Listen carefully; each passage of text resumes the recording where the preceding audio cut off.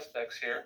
So as you see down there, if you would like to join the show, I realize, not everybody wants to be seen, but these guys, they have a good voice and they have some good shit to say on this show, and we're happy to have them back. So let's just kind of bring them on in order. PJ, how are you doing tonight, my friend?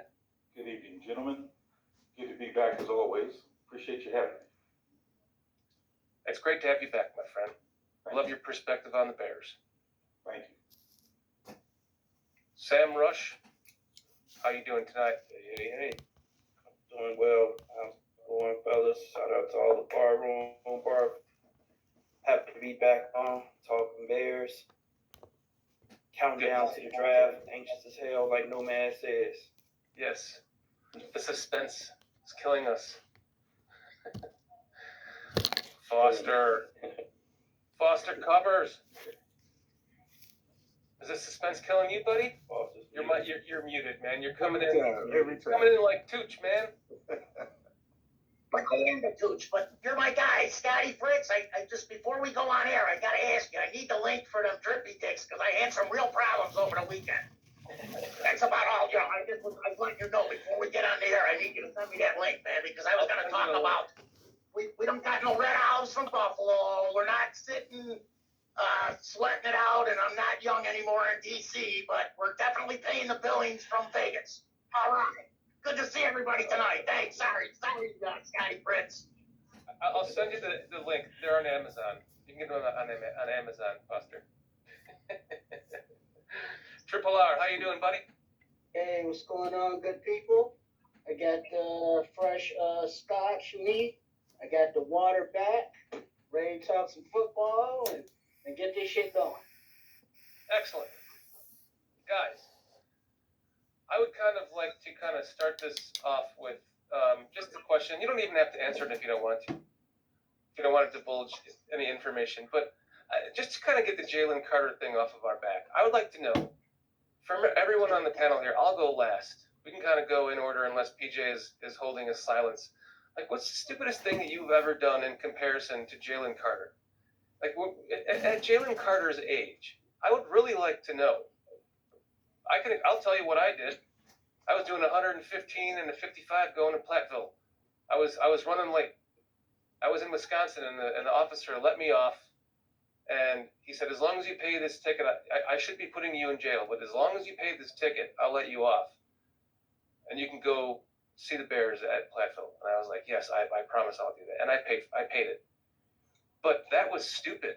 That was stupid. I could have gone to jail, and that's comparative to Jalen Carter.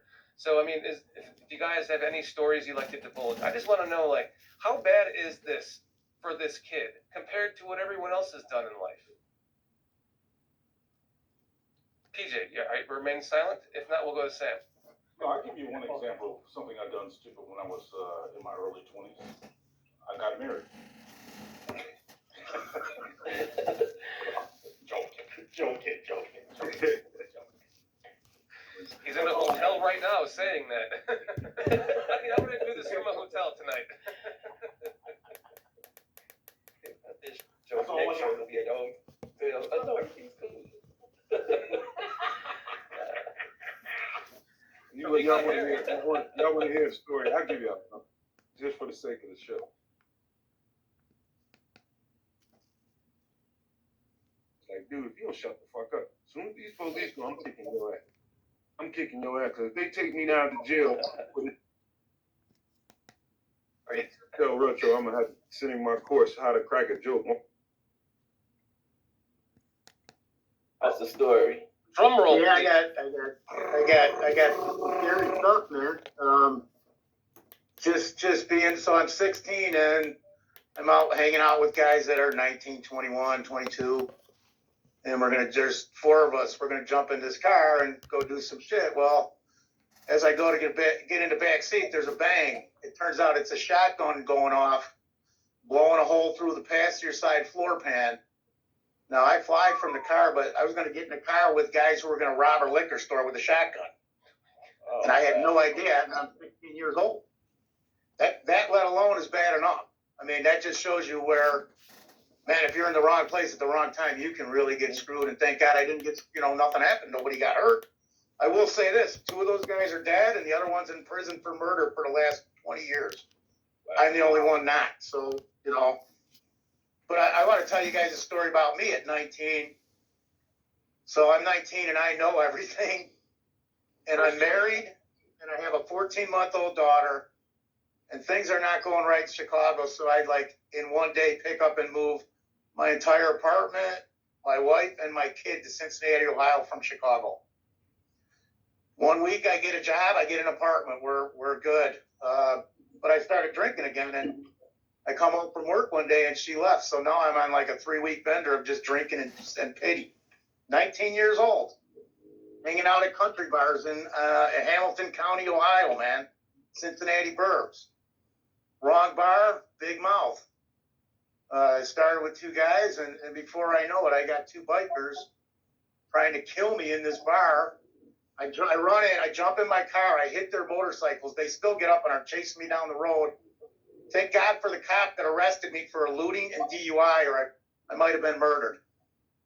And it's funny we're bringing this up because I'm at my mom's house right now. She passed, everything's, I'm going through stuff, and I just found the receipt from that. It was in the early 80s. It cost me $125 for eluding the police and a DUI. Today I'd go to prison for a year for that. So I mean, times change, and Triple R, you brought up how many chances do you get? I don't know. There's varying levels with people. I don't know. I've gotten 50. So it's just a difficult thing to see, man. But somebody's going to take a chance on this kid. I got a feeling he's not going to get past Seattle. Well, time will tell. We'll see. I think I said 2 weeks ago that he ends up going to the Bears at 9 on this show. Yeah, Detroit. Yeah. Well, at Detroit, but I don't think he's going to get past Seattle if Detroit takes Witherspoon or somebody. That brings up the question, since we're on the subject. What does that mean about Carter if all those teams pass on him and he drops to a 9? It's like everybody. They're each going to have their own opinion of it. So some teams are going to be more forgiving. Should we? That would worry me. What? If none of them want to take a gamble on him, should we? Depends on what research we've done. That's whole Eberflus and the Bears call. Look. I would like to look at it this way, and I just want you guys to just bear with me for a second. Think back. Just think for a second. Okay, you're 21 years old. Just won a national championship. You're out and about with your friends, and y'all, you're celebrating. You just won a title. You're about to go probably be the number 1 pick in the NFL draft. It's not a quarterback. You're having a good time. That girl was probably supposed to be a chaperone of some kind. And she fell into the behavior just like the rest of them. She started partying with him. How you not gonna party? The whole fucking town is laid out for that moment, for you to be able to party and have a good time. You just won the championship, right? And so here you go. You're off to the races, right? You're not really, you've gotten away with drinking and getting into a vehicle so many times, you're not really tripping because you know the culture around Athens, Georgia. I'm just telling you what I know. I know the culture around Athens, Georgia is designed to keep them guys out of trouble. It was a similar way when I was in college. It was set up so that, hey, if we had a guy, if you ever seen Pulp Fiction, we had a guy we called the Wolf, from Pulp Fiction. They fuck up. Here this dude come in cleaning up shit. We had a guy like that. Mm-hmm. And so I'm pretty sure. Yeah, I'm pretty sure they had multiple guys like that at Georgia. They got the resources to do it. Again, back to the mindset of a 21-year-old who just won a national championship, knows he's the shit. He's probably going to be the first guy picked that's not a quarterback. Here, it happens. You riding down the street, you take off at a light. And, all right, let's go ahead and punch this motherfucker. It's pretty much a straightaway right here. Let's go ahead and hit it. Boom, they take off. I was thinking that too. He'll probably rise up the board out of nowhere, right? Yeah. They take off. You pretty much right by him. You see him get out of control and kind of, you see what happens instantly. Okay, what are you thinking? What am I thinking as a 21-year-old kid in that position? The first thing that's probably coming to his mind is I got to get out of here. I can't get caught here. I don't know what happened to them. These are my friends, but I got to get out of here. I got much at risk. Am I thinking, okay, it's a real fucked up situation? By the time I'm at home, I'm probably like, yes, shouldn't have left that motherfucker, but I don't really have a choice. I gotta protect my position.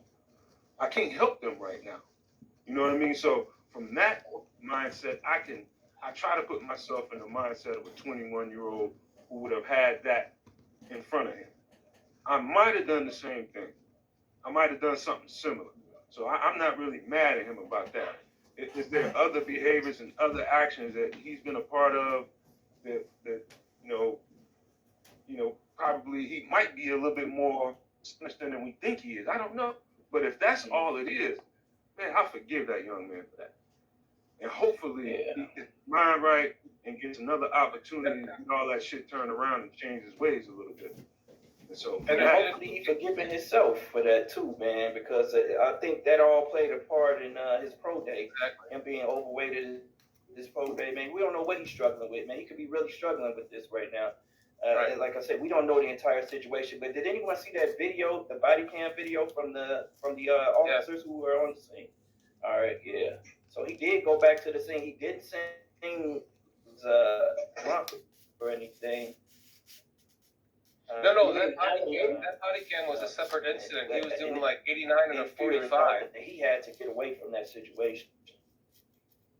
That wasn't the same incident though, Sam. That was a different one. He was doing like 89 and a 45, and he got pulled over before that happened. That was September. And then that was the police body cam, and the cop was like, I'm just there's a body cam video from the other one. Oh, okay. I didn't see that one. Yeah, there's a second body cam Video after the accident video where he's talking to a officer, and but that was an hour later. And like Nomad was saying, if everybody's partying and he has a history of speeding and everybody's drunk, there's no way he was sober. I mean, he's not going to be the only sober motherfucker there if that's the way it's going down. Oh, he was drinking. You know what I mean? So, so there's another red flag on top of red flag on top of red flag. And it's like, how many red flags are too many? They're red flags for a reason. That means stop. Watch out for this bullshit right here. How many before you be like, all right, that's me? I just don't know. It's too easy to get caught up in this. But guys, I think we've not all exhausted the subject. You guys have all given us a great example of something that you have fucked up in life that now you are where you are. And sadly enough, the PJ, it was marriage. I feel bad. That was the worst one of all. I can agree with that. But I mean, let's get on to the next question, because I do have one more question for you before we kind of get into actual. Shorty, before you take off on that subject, hold on. You remember the guy I was telling you about as a coach, and every year he always called me about guys who I've been studying and asked me questions, and always